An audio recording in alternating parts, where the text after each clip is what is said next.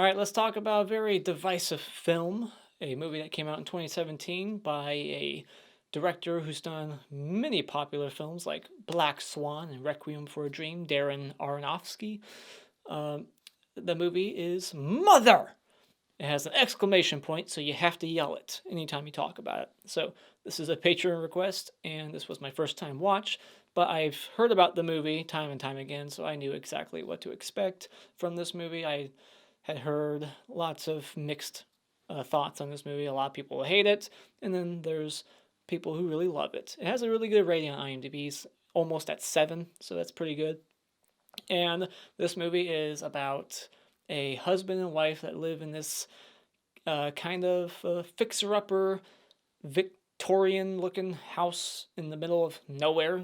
It's just a house in an open field in the forest, next to a forest. It's just like all open. Like they live in the middle of nowhere, but somehow everyone just keeps showing up. All these uninvited guests, they just keep popping up, knocking at their door, and the husband keeps just inviting these people in. He's very warm and inviting, and the wife is the opposite. She does not want these people there. She wants them to go, but he just keeps letting more and more people go in, and it starts to really test her patience and test their relationship. And then shit just really hits the fan when more and more people show up and they start fighting each other and killing each other, and it just gets bonkers. Like it's just random shit happening, and you quickly realize that this whole movie is just a biblical allegory. It's more of a parable than a horror movie. So let's get into it. My dislikes. There's not a whole lot of horror in it until like the last 20 minutes when there's chaos that erupts and something shocking and horrible happens. But outside of that, it's not really a horror movie. It's so focused on this story and being an allegory for shit in the Bible and stuff like that, that it just kind of puts horror to the side. There's nothing really horrific in it outside of that one scene that I won't spoil here, but there's not a whole lot of like, things jumping out at you. There's no like creepy imagery. There's no real tension that I felt or suspense. It's just people show up, they start fighting, like war and chaos breaks out, and then something terrible happens to somebody, and then movie's over. It's a movie where you really just have to put logic aside. You have to suspend disbelief. There's things happening that just are forced for story's sake, like it has to happen, and you're like, well, no one would react that way, no one would be doing this, no one would behave like this. And this is a film that's not for everyone. It's not really my kind of movie either. It's not one I see myself going back to watch again and again. It's not very rewatchable. There's like no humor in the movie. It's not a very entertaining film. It's not horror really until the last act when it just gets really chaotic and crazy. But like I said, I still enjoyed it from like a performance standpoint and shit that I'll get to later on, but it's not one that I can see myself watching again and again. It's definitely not for everyone. This is a very divisive film. It could be seen as very insulting. I've read reviews. People really just hate this movie, especially like really religious people seem to think this movie is really just insulting because the director is an atheist. They think this movie is like a middle finger to Christianity, and there's people that think this movie is just pretentious garbage. But I don't know. I don't think it's insulting. I don't think it's garbage. I just think it's too focused on its message and not focused on being also entertaining, like, or scary. But what I do like about this movie is I really like the cast. I think it has a very stellar cast with some terrific performances. You got Jennifer Lawrence playing Mother, and you got Javier Bardem, the guy from No Country for Old Men. He's playing essentially God, but I think he's just called him in this movie. And you got Michelle Pfeiffer, who plays a major bitch in the movie. You really hate her. So she does a good job making you dislike her character. And you got Ed Harris playing Adam, and she plays Michelle Pfeiffer. She's basically Eve. You also get to see Jennifer Lawrence naked in this movie. I think this is like the first film she ever showed her breast in, and she looks pretty good. And you really do sympathize with her. Like, you feel her emotions throughout the whole movie. I felt just as pissed off as her at other characters. I felt so sorry for her. I was just as annoyed as her. I was just as confused as her because she's like, who are these people? Where are they coming from? What is happening? Like she must have asked that question like 10 times. And I like the atmosphere of the house and just the claustrophobic feeling. Like you just feel so cramped in this house, even though it's like a kind of a big house, but it feels so small by the end when it's so jam-packed full of people. So it does create a good claustrophobic feel and it has a good pace. I was never bored.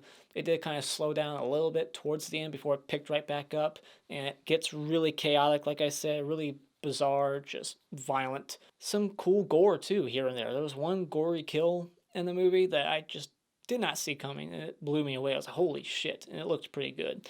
Some cool visual effects too. So final thoughts, I think this is a good, above average, well shot, made, biblical allegory. It's definitely got some substance. I don't think it's style over substance like some people. I don't think it's overly pretentious or anything. So when it comes to Mother, I recommend maybe just streaming it, borrowing it from a friend, or renting it at Redbox.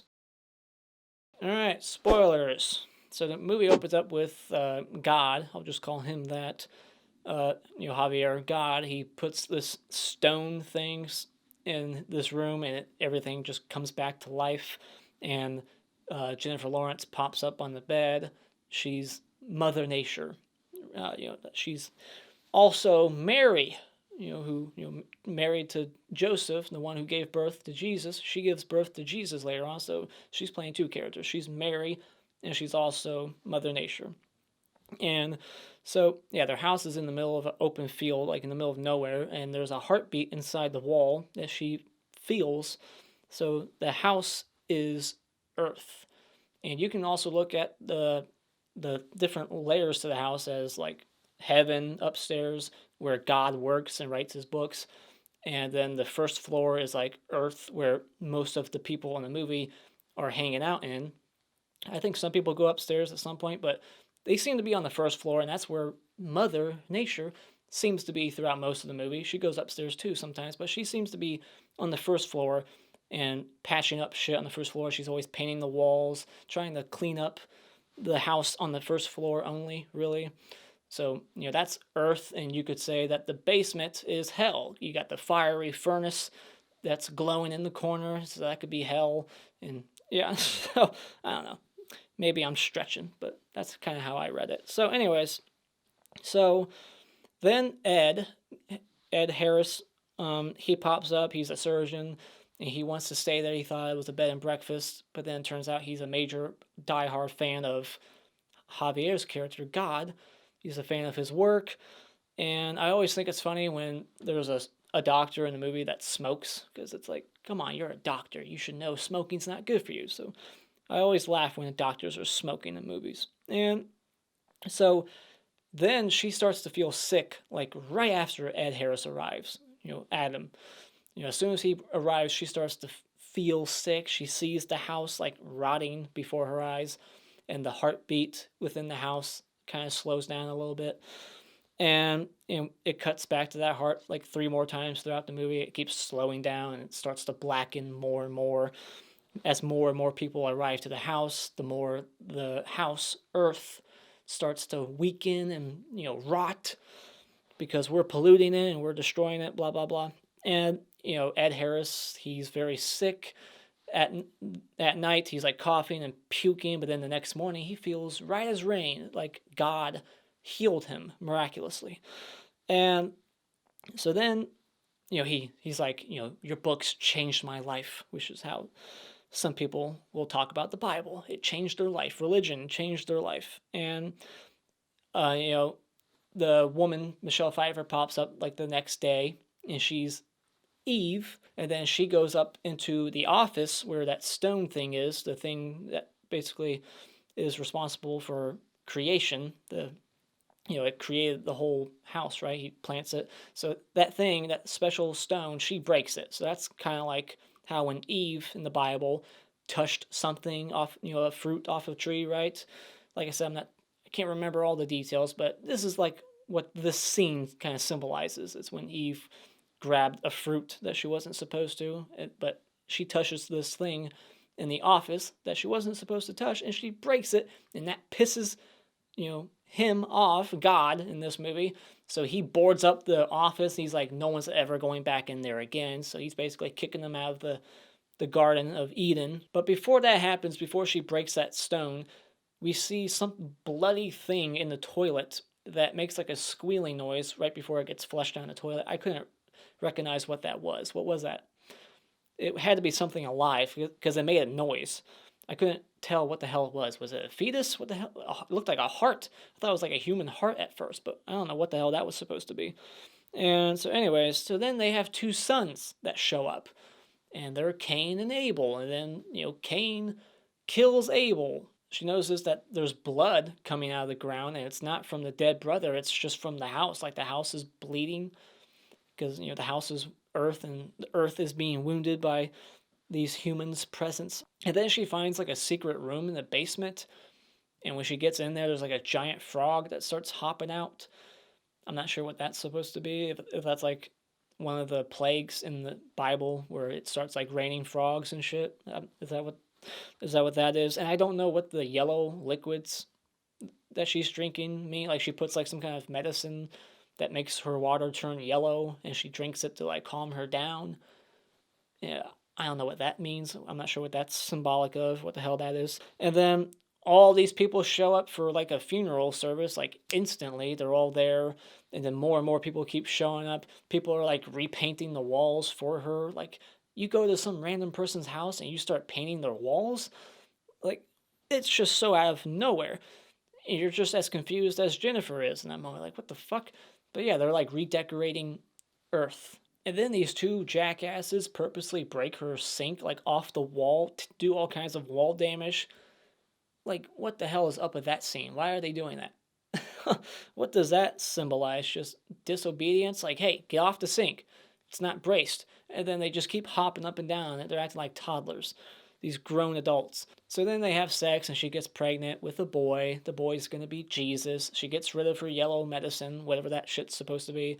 And then because she's pregnant, it inspires God to finish the book or write another one. So is it supposed to be like the New Testament? I'm assuming that it's the Old Testament that Ed Harris was such a fan of that changed his life, and now he's writing the New Testament, maybe, or maybe, I don't know. I'm just coming up with ideas here. I'm not sure. But whatever this new thing he's writing, it's supposed to be the Bible, right? Because this is when everybody is just going crazy after he sells this book. And everyone's like interpreting it in different ways. Like, people start stealing shit out of their house. And then she's like, that's mine. And this chick will respond back like, well, it says to share in the book. Sharing is caring. And so then the house starts bleeding again when everyone shows back up. I did like the line earlier when Cain and Abel show up. She's like, what are you doing here?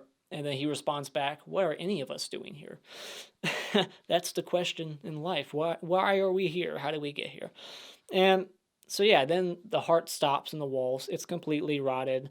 And so this cop just comes in and like manhandles this 9-month pregnant lady and then starts macing God in the face. It's like, Jesus Christ. And then, you got war and chaos erupting. Everyone's just fighting each other. And then this cop gets shot in the jaw, and his whole jaw just comes off his fucking face. That was brutal. And so then she locks herself up in the office upstairs and gives birth to the baby, and he opens the door and there's a bunch of gifts outside. So I guess the 3 wise men showed up and gave him gold, myrrh, frankincense, whatever they are. But in this case, it was just a basket of fruit or some shit. So, but yeah, and he's like, give me the baby. I want to hold it. I want to show it to the crazy people outside. And you're thinking, what? That's a stupid idea. But and she's smartly like, no, you're not touching this baby because you're just going to go give it to the crazy people out there. And, he just waits her out. She eventually falls asleep. And then that's when he takes the baby from her, shows it to the people outside, and they start like holding it, like at a concert when people like stage dive and they're like holding them up, like they're holding the baby. And then at some point you hear the baby's neck snap. And then you see the baby on like this table in pieces, ripped apart, and everyone in the crowd is eating the baby because, at some churches they eat crackers that resemble the body of Christ, right? So they're eating the body of Christ and they're drinking the blood, blah, blah, blah. I never went to that kind of church. So I think that's a Catholic thing. So that's not really a Christian thing. Whatever.